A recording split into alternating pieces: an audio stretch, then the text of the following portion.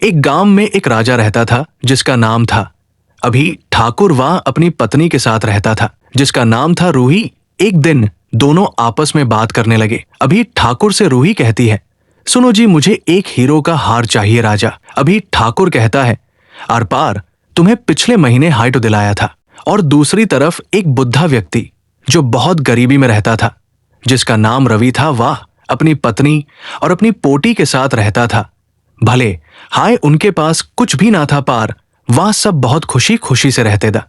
रवि खेती बड़ी करता और अपना घर चलाता। रवि अपने खेत में कुछ सब्जियों के बीज बोता है और खेत की अच्छे से देखभाल करता है। अब उसकी सब्जियां बाजार में ले जाने के लिए तैयार हो जाती है। रवि सब्जियों को काट कर बाजार में बेच आता है और घर आकर अपनी पत्नी से कहता है, सुनो भगवान, आज तो बाजार में सब्जियां बहुत अच्छे दाम में बिकी है, चलो हम सब बाहर घूमने के लिए चलते हैं।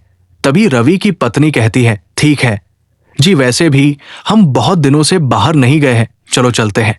दूसरे तरफ अभी ठाकुर गहने बनाने वेल के पास जाता है और उससे कहता है, सुनो भाई, मुझे एक हीरो का हार बनवाना है, बना डोज क्या। जब वह वापस महल में आता है तो देखता है कि उसकी पत्नी रूही बहुत बीमार है।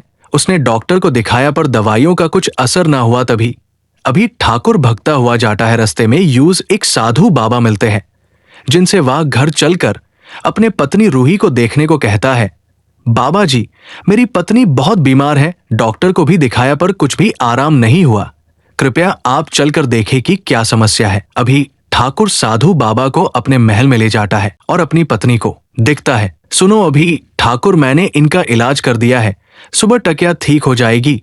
ठीक है बाबा जी वहां से चले जाते हैं। रवि और उसकी पत्नी अपनी पोती के साथ बाहर घूमने के लिए निकल जाते हैं। रास्ते में उन्हें कोई भी ऑटो नहीं मिलती है, इसलिए वहां पैदल हाइट चलने लगते हैं। कुछ देर बाद वहां थक कर बैठ जाते हैं। तभी वाहन एक पंडित जी आकर रुकते हैं जो उनसे कहते हैं, बेटा, क्या मैं यहाँ थोड़ी देर विश्राम कर सकता हूँ। तभी रवि कहता है, जी बाबा जरूर, इतना क्या कर रहा भी। और उसकी पत्नी अपने पति के साथ वाहन से चले जाते हैं और वापस अपने घर जाते हैं।